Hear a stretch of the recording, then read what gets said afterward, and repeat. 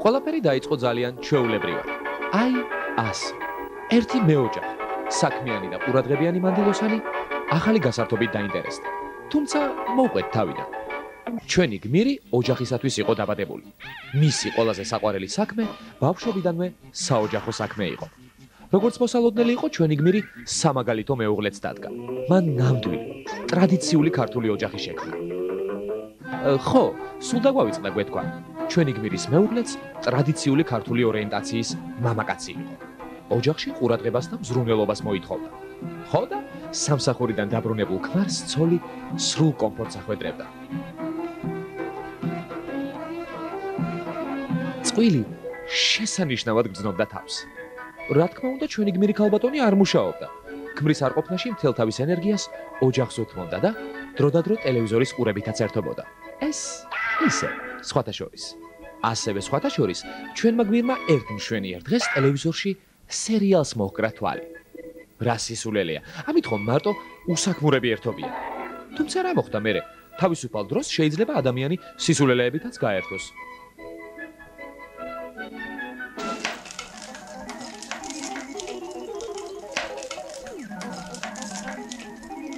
ხო, რა სიზავ, ძალიან საინტერესო მომენტი იყო. მოკლედ, ჩვენი გმირი სერიალების მუდმივი მაყურებელი და გულშემატკივარი გახდა.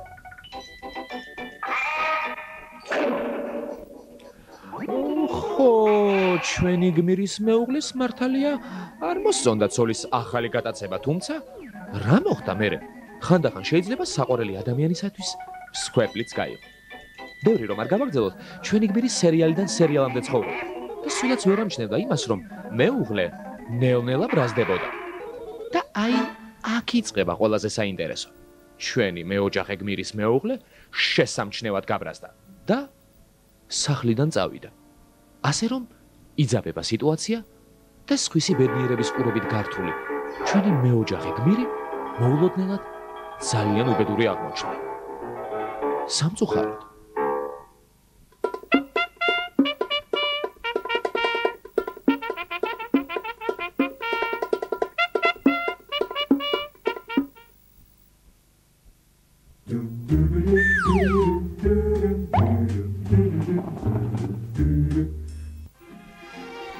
რატომ აინტერესებს საზოგადოებას ის, რაც საპნის ბუშტივით მალე ხდება მისი ცნობიერებიდან? რატომ კარგავს ადამიანის ძვირფას დროს იმ ადამიანის ბედი ყვალზე დაკვირვებით, რომელიც შორეულ არგენტინაში ან სულაც ვენესუელაში შეთხზეს რეჟისორებმა? სერიალომანია? რა დაავადება ეს? და ვის ან რაში ჭირდება ამგვარი გასართობით თავბრუს დახვევა? ამ და სხვა საკითხების გასარკვევად ჩვენი ქალაქის მაცხოვრებლებს გავესაუბრეთ, სადაც ჩამოედინება მდინარე მტკვარი. სერიალები არა, მე არ უყურებ, არ მაინტერესებს სერიალები. მოხუცი დედა მყავს და სხვათა შორის ისიც სიამოვნებით უყურებს გართობის მიზნით. ხანდახან პირიქით ზიზღის გრძნობაც გიპყრობს ხოლმე. ხანდახან ალბათ. როცა მიყურებია ეს, როდის იყო სულ პირველად რო სერიალები გამოვიდა, აი მაშ. სერიალებს უყურებ მე ისე დრო დადრო, არა ყოველთვის და არა ინტენსიურად. იმიტომ რომ სერიალი არის იმისთვის, რომ დადებითი ზეგავლენა მოახდინოს ადამიანებს. მაგას ჯობია დაждდე და წიგნი წაიკითხო. ბევრად ჯობია. უფრო მეტი სიამოვნებაა. ჩვენი საზოგადოება იმდენად მოკლებულია თავის საკუთარ ცხოვრებას. ალბათ აინტერესებს სხვისი ცხოვრება, იმიტომ რომ ყველა სხვისი ცხოვრები ცხოვრობს, მე მგონი, იმიტომ რომ დღევანდელი ყოფა არ გვაძლევს იმის საშუალებას ჩვენი საკუთარი ცხოვრება გქონდეს. ალბათ მხოლოდ ამიტომ. საქმე გადამიდია კი, დამჯდარ ვარ სპეციალურად რომ მეყურა. სახში მжდომელების სათავეს არის ძირითადად ალბათ. ცხოვრებასთან, სიმართლესთან ახლოს რომ არის, აი ოჯახური ტრაგედიები და სიხარული და რა ვიცი. მე მგონი ჩვენი საზოგადოების დონე მაინც ძალიან დაბალია და ამიტომაც გვაწვდიან ესეთ მდაბიო სულელურ სერიალებს და ამიტომაც არის რომ ყველა დიდი სიამოვნებით უყურებ. საქართველოში სტატისტიკა რომ არსებობდეს, არ იარსებებდა ხალხის ქუჩაში გამოკითხვის აუცილებლობა. ფიქრი მტკვრის პირას.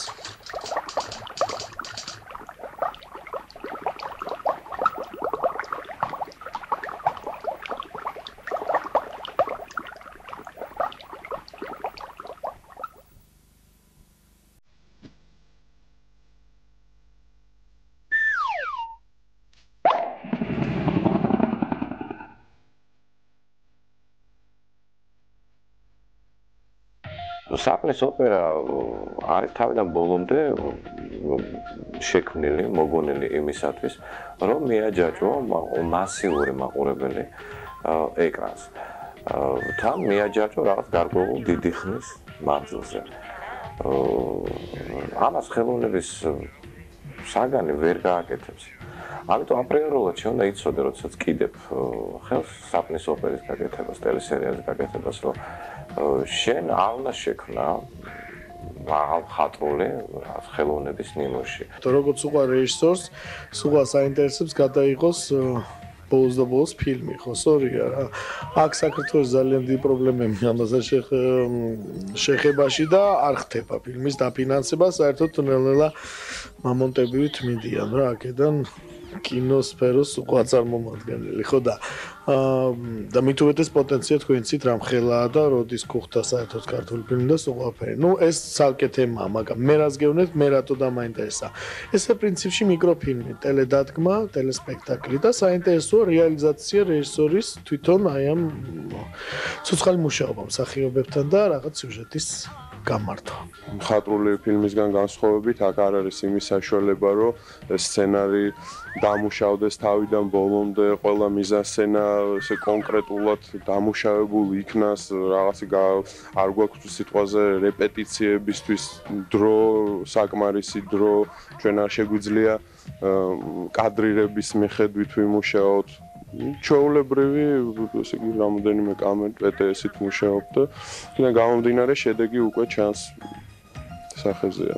94 წელს, როდესაც სახლის გამოვიდა, ეს ფილმი დაჯდა პირველ ნაწილს გულისხმობ 15 სერია დაჯდა $4,000. პირველივე გაშვებაზე შემოვიდა $12,000. უფრო ნაკლები პასუხისგებლობა გაქვს მაინც მე შეიძლება ძალიან ასე ვთქვათ სამზარეულოს ამბებს ხვევი, მაგრამ მაინც უფრო ნაკლები პასუხისგებლობა გაქვს როგორც მსახიობებთან და ისე მაყურებელთან, ვიდრე ფილმში. ფილმში ჯერ ერთი ტექნიკურად არ გვატიობს ეს კინოფირზე იღებ, პლუს ის ძალიან კონკრეტულად მომზადებულია სხვაფერი აქ, მაინც პატარა იმპროვიზაციის ასე ვთქვათ წილი უფრო გაზრდილი გაქვს. მჯეროდა და გავაგზავნებ ამის დაჯერებას, რომ ჩვენ ყოველთვის ვაჯობებთ მექსიკელ, ბრაზილიელ და რაღაცა ჩემთვის მესამე ხარისხოვანი ქვეყნების პროდუქციას. იმიტომ ჩვენი მსახიობებიც, რეჟისორებიც, სცენარისტებიც და ოპერატორებიც უფრო მაღალი დონისანი არიან. სერიალები უკვე გაში, როგორც არის მაშველები, როგორც არის X-File, ეს უკვე კინოს სისტემით მიდის აბსოლუტურად, ხედავთ თქვენ ნატურაცა, სპეცეფექტებიც არის და სულ ყველაფერი. ასე რომ მე ვთვლი, რომ განსხვავება არის აი ამაში, რომ საფნის ოპერა არის უფრო კონკრეტული ტელესპექტაკლი, სადაც რაღაც ასე ვთქვათ კიჩი, რაღაცა სიყვარული დრამატურგიით არის აწყობილი რაღაც სისულელე და აქ უფრო გამართულია და უფრო ისე ვთქვათ კინო მიკროფილმებია რა ასე.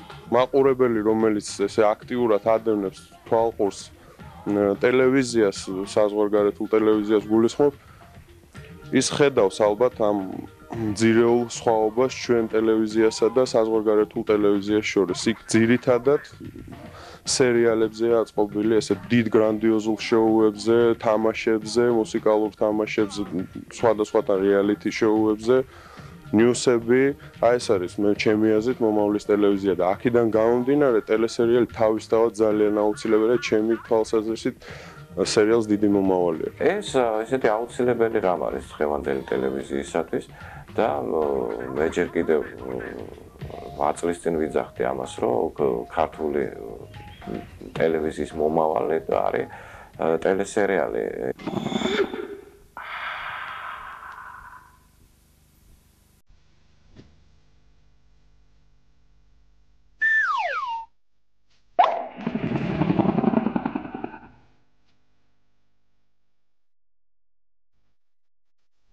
ცნობილი ამერიკელი მსახიობი დევიდ დუხოვნი სწორედ იმის გამო გახდა ცნობილი, რომ ერთ მშვენიერ დღეს საკუთარი ფიზიკური მონაცემებით მოხიბლული Playboy სტუდიას მიადგა. დუხოვნის გარეგნობით რეჟისორებიც დაინტერესდნენ და ერთ-ერთ ეროტიულ სერიალში შესთავაზეს როლი. ამ სატელევიზიო ფილმის სახელწოდება წითელი ფეხსაცმლის დღიურია. ამ სერიალის შემდეგ დუხოვნის პოპულარობა ძალიან გაიზარდა. სხვათა შორის ცნობილი სერიალის X-Files პოპულარობის 90% სწორედ დევიდ დუხოვნის დამსახურებაა. ნიკიტა იგივე პეტა უილსონი ავსტრალიაში, სიდნეიში დაიბადა. მამა სამხედრო ოფიცერი იყო, ამიტომ პეტა ხშირად მოგზაურობდა. პატარა გოგონა ძიუდოზე დადიოდა. მეგობრობდა ისეთ შინაურ ცხოველებთან, როგორიცაა ტახი და ასე შემდეგ. მოგვიანებით პეტას სცენად შეუყვარდა. პირველად მან პოდიუმზე მოდელად დაიწყო მუშაობა. მისი ფიზიკური მონაცემებით ტელესერიალ Strangers-ის რეჟისორები დაინტერესდნენ და გადაიღეს კიდეც.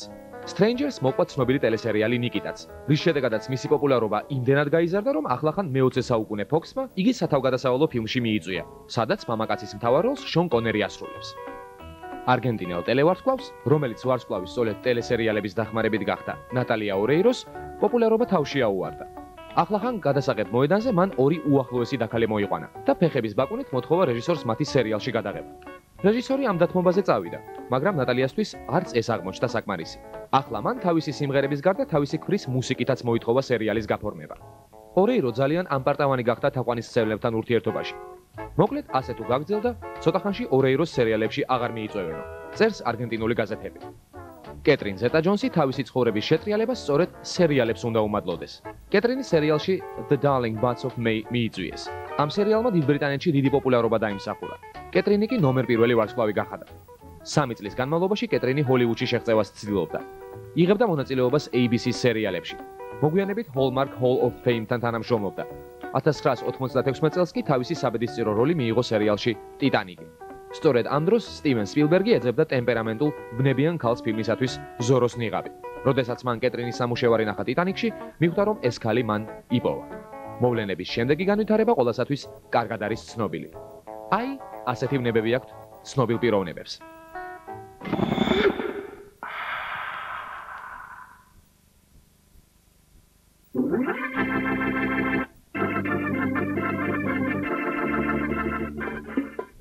თუ თქვენ არ გამოგიტოვებიათ სველი ხაზის არც ერთი სერია, ესე იგი თქვენ სერიალების ნამდვილი თაყვანისმცემელი ყოფილხართ.